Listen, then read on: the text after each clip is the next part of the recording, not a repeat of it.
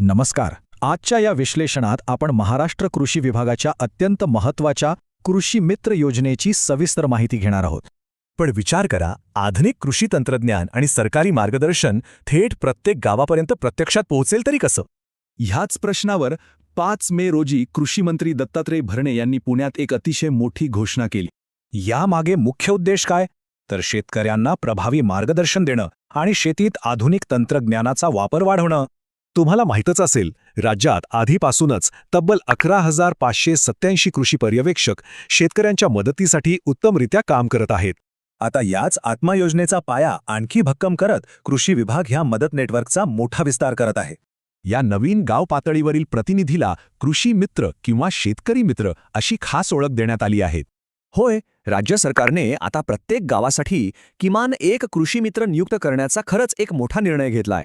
यासाठी अनुभवी, नेहमी काहीतरी नवीन करू पाहणाऱ्या आणि आधुनिक तंत्रज्ञान स्वीकारणाऱ्या प्रयोगशील शेतकऱ्यांचीच निवड केली जाईल. यामुळे काय होईल तर निवडलेल्या स्थानिक प्रतिनिधींना शेतीतील रोजच्या अडचणी आणि व्यावहारिक वास्तवाची अगदी अचूक जाण असेल. हे नव्याने नियुक्त होणारे कृषी मित्र थेट त्यांच्या विभागाच्या सहाय्यक कृषी अधिकाऱ्यांसोबत मिळून काम करतील. या थेट समन्वयामुळे सरकारी योजनांची माहिती आणि अचूक तांत्रिक सल्ला शेतकऱ्यांपर्यंत सुपरफास्ट वेगाने पोहोचेल. आणि महत्त्वाचं म्हणजे या नवीन पदांची भरती प्रक्रिया पूर्णपणे तुमच्या स्थानिक जिल्हा स्तरावरच राबवली जाणार आहे. भरतीच्या पहिल्याच टप्प्यात तब्बल 11,587 नवीन कृषी मित्रांची थेट नियुक्ती केली जाईल. विशेष म्हणजे हा आकडा राज्यात आधीपासूनच काम करत असलेल्या कृषी पर्यवेक्षकांच्या एकूण संख्येइतकाच प्रचंड मोठा आहे. याचा फायदा फक्त शेतीलाच नाही बरं का, या विस्तारामुळे आपल्या ग्रामीण अर्थव्यवस्थेला एक जबरदस्त दुहेरी फायदा मिळणार आहे. एका बाजूला शेतकऱ्यांना तांत्रिक मदत आणि दुसऱ्या बाजूला ग्रामीण तरुणांसाठी रोजगाराची उत्तम संधी. एकदम परफेक्ट कॉम्बिनेशन. वेळेवर तांत्रिक मार्गदर्शन मिळाल्यामुळे पिकांचं व्यवस्थापन सुधरेल आणि सरकारी योजनांमध्ये नोंदणी करणं अगदी सोपं होऊन जाईल. सोबतच गावातल्या गावात नवीन रोजगार मिळाल्याने तरुण पिढीच्या स्थानिक ज्ञानाचा वापर होईल आणि ते अधिक सक्षम बनतील. या सर्वांमुळे कृषी आधुनिकीकरणाच्या या वेगात कोणताही ग्रामीण भाग आता मागे राहणार नाही, हे नक्की.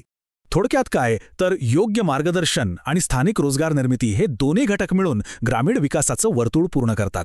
अनेक तज्ज्ञांच्या मते हा नवीन उपक्रम राज्याच्या कृषी क्षेत्राच्या शाश्वत आणि दीर्घकालीन वाढीसाठी एक अत्यंत महत्त्वाचं पाऊल आहे.